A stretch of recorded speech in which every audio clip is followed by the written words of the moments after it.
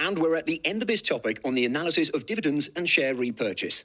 In this lesson, we shall learn what dividend safety is and how to identify companies with poor dividend safety. Let's get rolling. Dividend safety is the metric used to evaluate the probability of dividends continuing at the current rate for a company. The traditional way of looking at dividend safety is the dividend payout ratio, which is the dividends over net income. And its inverse, the dividend coverage ratio, which is net income over dividend. Like most other ratios, we should compare the ratios to the average ratio for the industry and market within which a company operates. A higher than average dividend payout ratio and lower than average dividend coverage ratio typically indicate a higher probability of a dividend cut or a lower level of dividend safety.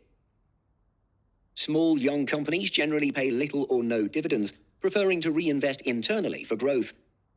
However, as such companies grow, they typically increase dividends and their payout ratios tend to increase over time.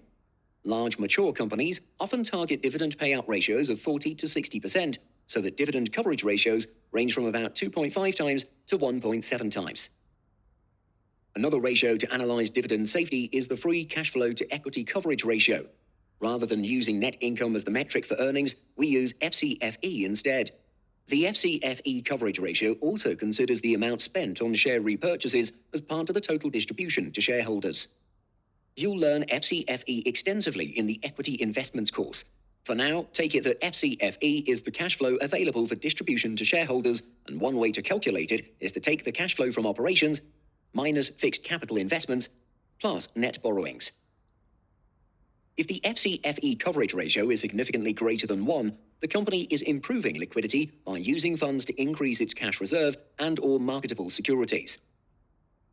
If the ratio is exactly 1, the company is returning all available excess cash acquired in the previous period to shareholders. An FCFE coverage ratio significantly less than 1 is considered unsustainable. In such a situation, the company is drawing down its cash reserves for dividends and repurchases. In making a qualitative judgment about a company, stable or increasing dividends are looked upon favorably, whereas companies that have cut their dividends in the past are looked upon unfavorably. With that, let's look at an example. Selected financial data for a real estate company is given below.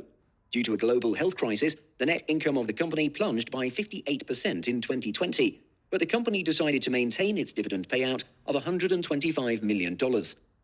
Analyze if the company's dividend is sustainable if the health crisis persists for a few more years. Pause the video now and work out your answer. And we're back.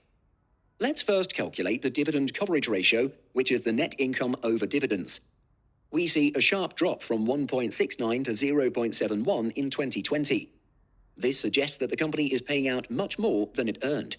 Before we make conclusions, let's calculate the FCFE coverage ratio. Using the formula for FCFE, we get $182 million in 2019 and $132 million in 2020. The FCFE coverage ratio, taking into account share repurchases, is 1.1 times for both years. A ratio greater than 1 suggests that the company had sufficient cash to maintain the dividend payout in 2020, so it did not have to draw from its cash reserves.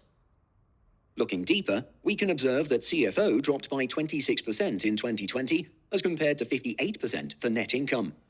This could be due to one-off impairments that the company took, so it seems that the company's cash flows were not that severely impacted. Also, the company did not take on significantly more debt. As such, the dividend payout appears to be sustainable even if the health crisis persists. And that concludes this topic on the analysis of dividends and share repurchases. Take a break and see you at the next topic.